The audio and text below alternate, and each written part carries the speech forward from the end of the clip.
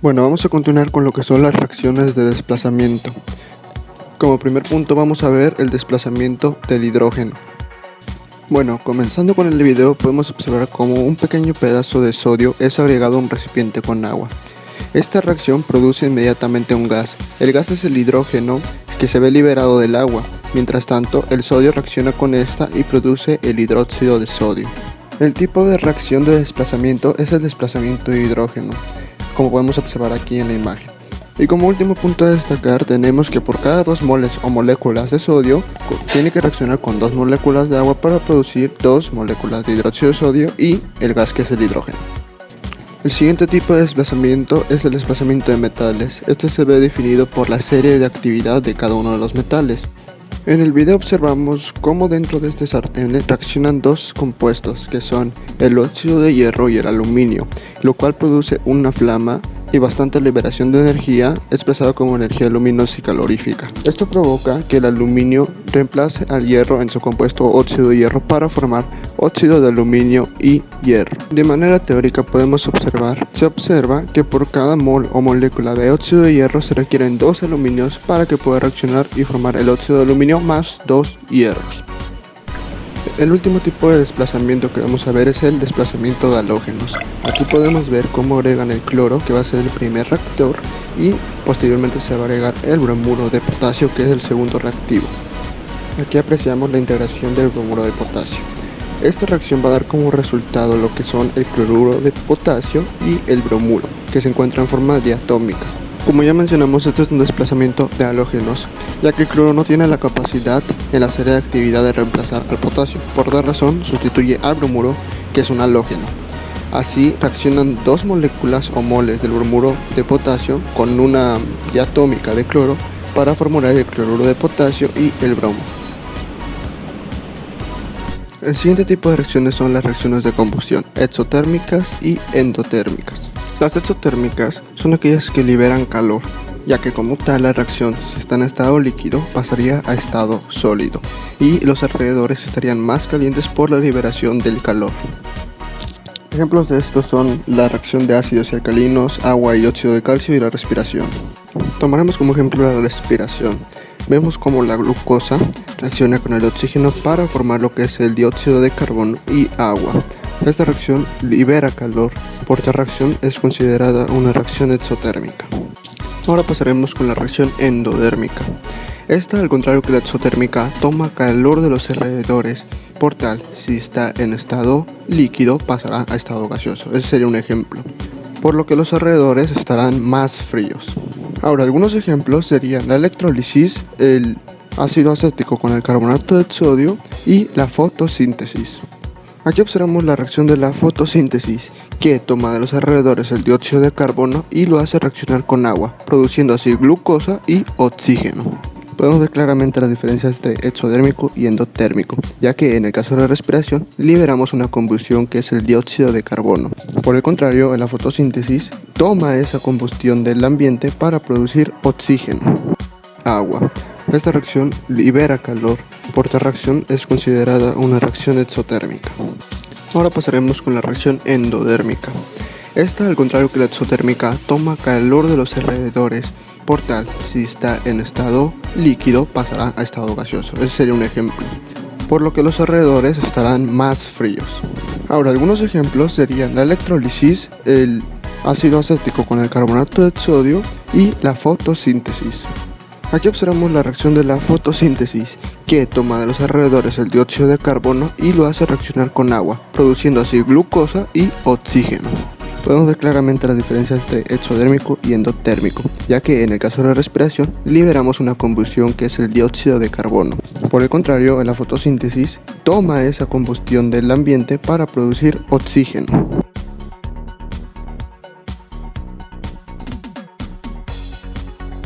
Las combinaciones químicas son la mezcla de 2 o más compuestos y se identifican por medio de reacciones químicas. La siguiente es la forma general que presentan este tipo de reacciones: A más B, AB, donde A y B representan cualquier sustancia química.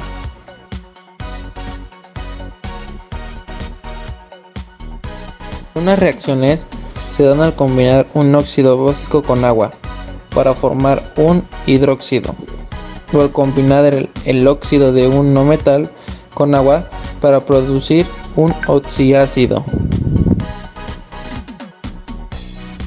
La descomposición se identifica como la ruptura de moléculas en un procedimiento que da lugar a otras moléculas más pequeñas o átomos.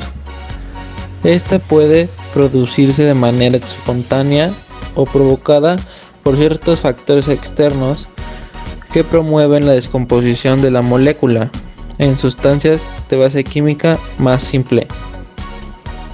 La ecuación química generalizada de una descomposición química es AB A más B. Estos son algunos ejemplos.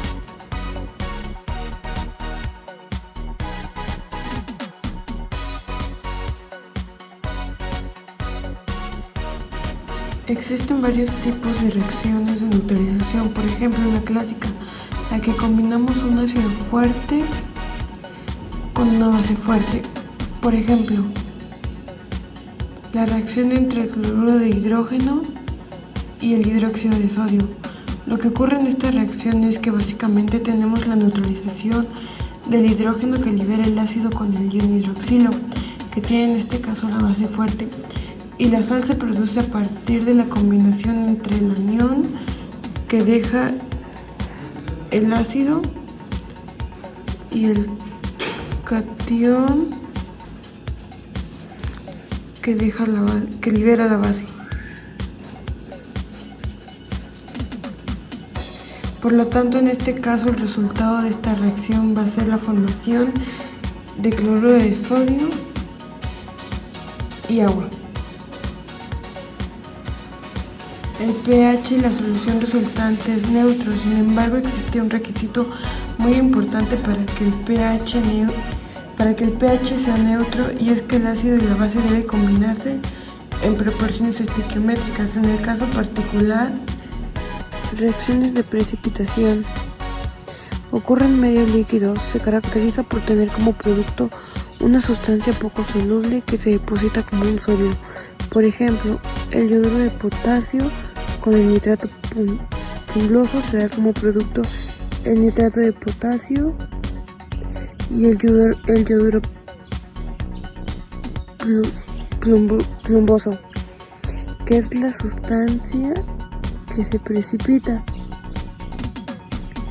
Yo mezclo estas dos sustancias en un tubo de ensayo. Cuando tú haces la mezcla de la sustancia, agregamos estos dos reactivos e inmediatamente va a reaccionar y se produce un precipitado, una sustancia que se va normalmente al fondo y parece un sólido.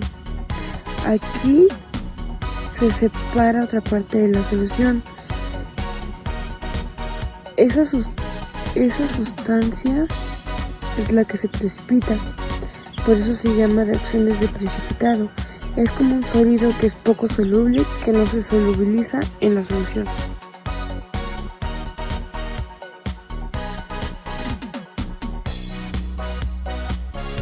Se conoce como reacción redox a las reacciones químicas en las que ocurre un intercambio de electrones entre los átomos o moléculas involucrados. Ese intercambio se refleja en el cambio de estado de oxidación de los reactivos. El reactivo que cede electrones experimenta oxidación y el que los recibe reducción. El estado de oxidación indica la cantidad de electrones que un átomo de un elemento químico cede o acepta. El número de oxidación de los elementos o moléculas neutras es 0. Por ejemplo, metales sólidos, moléculas, iones compuestos por un solo átomo tienen su número de oxidación igual a su carga. Por ejemplo, el oxígeno tiene número de oxidación -2, salvo algunas excepciones. Estos son algunos ejemplos.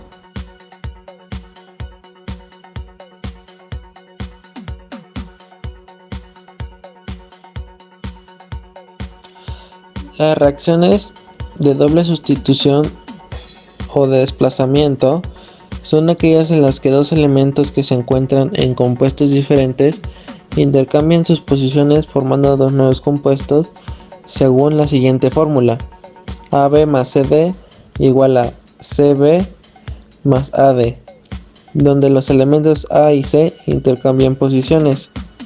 Ejemplo de reacciones de doble sustitución: reacciones de ácido-base,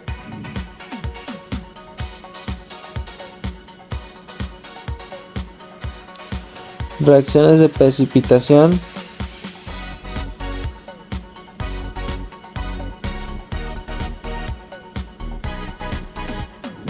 entre otros ejemplos.